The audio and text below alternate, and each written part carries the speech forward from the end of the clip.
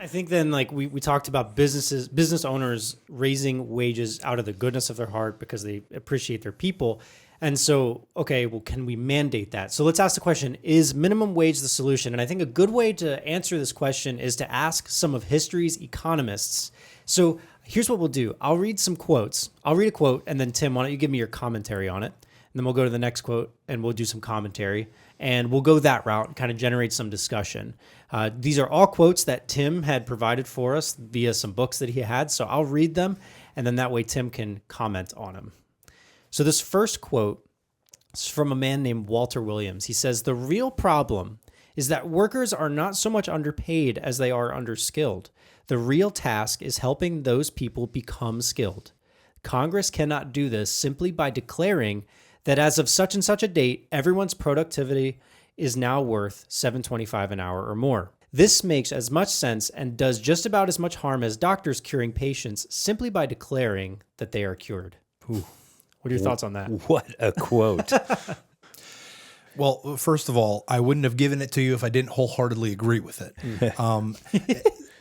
So when I asked the question, who do you know that makes $7.25 an hour? I mean, like you go to McDonald's and you see they're offering people like $15 an hour or more to start flipping burgers or, making fries. I don't know anyone making $7.50 an hour. They're $7.25 an hour. I don't. The reason is because those are significantly underskilled people. The value of their work is not sufficient to support more than $7.25 an hour. So I think that's important for us to look at. This quote, however, came to my attention from a book called No Free Lunch. It's from another financial advisor that I respect. His name is David Bahnsen. This book is called No Free Lunch, 250 Economic Truths. Now, David Bahnsen is a believer. Really well-trained in the School of Economics. And I listen to his content a lot, and I've got a lot of respect for it. Now, in this book, he's not teaching biblical truths, but he does provide some very well-thought explanations. And with regard to the quote that you just provided about the real problem is not so much that they're underpaid, but they're underskilled. You can't just make the value of their work more by declaring that the minimum wage is a certain dollar amount. So Bahnsen says this: if everyone in the minimum wage debate could absorb this message, the entire debate could go away. We don't lose weight by altering the scales. We don't solve the value of our output by declaring that the value is higher. We solve for output. We solve for the value of our productivity. We have to be more productive. So you need to become higher skilled in order to justify a higher compensation. That's what we talked about last episode. We had a good discussion about this. Yeah, how do you deal with inflation, right? Yeah, exactly. Become more valuable. Become more valuable. Read books. Train yourself. Increase your skill set. Those are those key things, and he speaks right to it here. Yeah. So another one of history's economists, Henry Hazlitt. Tim, you have a lot to say about him, and I'm excited to get into it. But one of the quotes that he has here that you had pointed out was, "You cannot make a man worth a given amount by making it illegal for anyone to offer him anything less. You merely deprive him of the right to earn the amount that his abilities and his situation would permit him to earn, while you deprive the economy of the modest service that he is capable of rendering. In brief, for a low wage, you substitute unemployment. You do harm all around with no comparable compensation." Yeah. Let that sink in for a minute. Okay, that comes from this book, Economics in One Lesson. And look, if I've got someone who is low skilled, maybe they're disabled or they're not able to do a lot of high value work for any number of reasons. Maybe they've got a disability, an intellectual disability. If all of a sudden I say it's impossible or illegal for me to pay him or her less than X dollar amount, what am I going to do? I'm not going to employ them. They're going to have to go on unemployment or disability income or some other form of welfare. So here's the problem. They're going to make less than minimum wage in welfare. They are. There's a moral problem if minimum wage laws are less than welfare. If we have someone who could make $7.25 an hour working hard, or they can make $8 an hour sitting home doing nothing, who's going to do $7.25 an hour? No one. So we deprive the economy of the service and work that his station allows.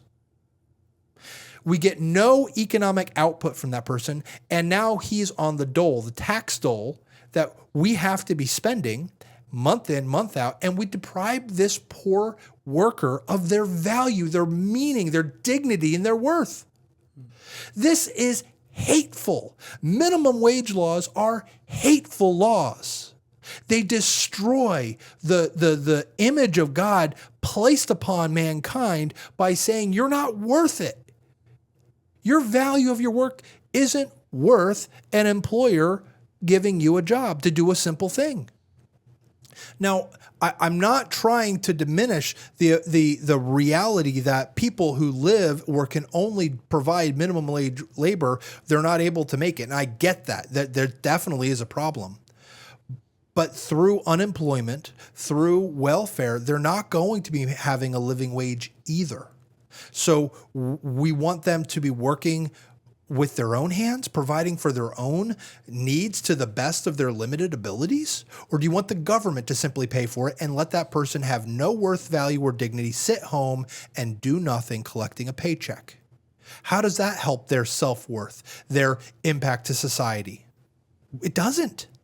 It deprives everyone. Hazlitt is absolutely dead on. Minimum wage laws are hateful to the underskilled and lowly skilled workers. It's destructive to our teens. If our teenagers, who are the vast majority of people who take minimum wage jobs, if our teenagers cannot go out and work for $7.50 an hour because the law says you can't pay them less than $12, if that's what the new minimum wage goes to, but the value of their work is only $9 an hour, I got news for you. We aren't going to hire teenagers to do any work. That means they're going to be deprived of the life experience of working, the responsibility of having a schedule, getting up on time, making it to work, serving, saying thank you and please and my pleasure, right? We deprive them of all of that learning experience to grow their value, to increase their ability to earn more in the future. And we deprive our economy of interacting with these kids. Now we're dealing with computers and robots and automated services because it's cheaper to use a stupid computer to replace something that a teenager could be doing and learning with skills. Minimum wage laws are hateful laws. A common argument could be made, okay, well, what about companies that are sending labor overseas so that they can charge pennies instead of charging maybe what someone would be worth here, like slave labor or sweatshops? Like what are your thoughts on that topic? Yeah. Okay, so there are two different sides of this argument. Sure. Number one, minimum wage laws forces that to happen. Because remember, I'm not going to employ someone for more than their work is worth. So if you're telling me that I have to, instead of doing $7.25 an hour, I have to do 12, but the work is only worth 8, and I can also, with the same amount of energy, go over to China and pay someone $3 an hour to do the same amount of work and get $8 of value out of it, then I'm better off as a business owner. So minimum wage causes us to lose jobs here in America when we ship them overseas to lower cost environments. That is absolutely one of the impact of minimum wage laws. Wow. Like I said, it's a hateful thing. It also causes more mechanization and automation of simple tasks. Yeah. Again, not all of that is bad, but it does result in unemployment for certain low-skilled workers. The other side of the equation is, okay, well, what if we go overseas? And now we've got that evil capitalist putting a sweatshop together to make shoes in China or Vietnam or Myanmar or wherever. Are there concerns there? Yes, there are. Absolutely, yeah. There are two different kinds of concerns, because there are people doing real evil things with taking advantage of people, not giving them safe work environments and, reasonable breaks and, paying them essentially what is fair. But on the flip side, you also have to recognize that some of these places are so impoverished that getting $2 an hour or $3 an hour is a huge economic step up for them and their entire families. So I don't actually have a problem with paying someone a rate that is meaningfully helpful to their economy, their local area, relative to what you could make doing other work. That's like that. Free market economies actually work even in places where there's a lot of poverty, where you can actually improve the overall economy through paying people what are considered living wages by the standard of that locality. Okay, so we've got concerns there. Don't be abusive. Sweatshops are bad. You've got to provide good conditions and safe environments and all of the rest. But to the extent that you do, that's not a bad thing. However, I recognize that it does mean that there's unemployment here in America, which is a bad thing. So we have to balance out both of these concerns. Now, Tim, weren't you involved in something with getting some coffee from overseas, and it was from different locations where these were they were poor people, and you're talking about fair trade coffee, fair trade things. Thank you. You were involved with that and getting that here for our office for coffee for a period of time, and you're helping people that were struggling, but yet we're not dealing with sweatshops and other things, but you were able to raise the tide for them financially. So I have to do a correction. First of all, no, it's not free trade. I'm sorry, it's not fair trade coffee. Fair trade coffee, if you actually look into it, and this is maybe something for an episode for another day, fair trade coffee actually results in more economic problems and damage for an economy and a society than other forms of business practices. And I can bear that out and kind of lay out that case for you, but I can't do that today. What we're doing was more like business as mission.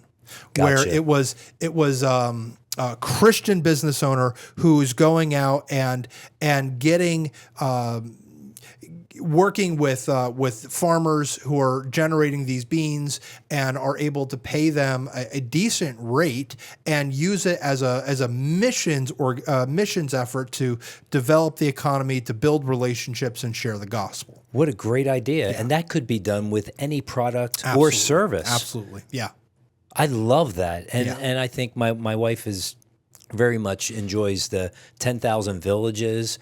And they have all types of products from all over, where people are creating things of their culture and then bringing it here to the States to sell, but they're raising the tide of the economy in those communities and for those individuals. Sure. Wonderful thing. Yes.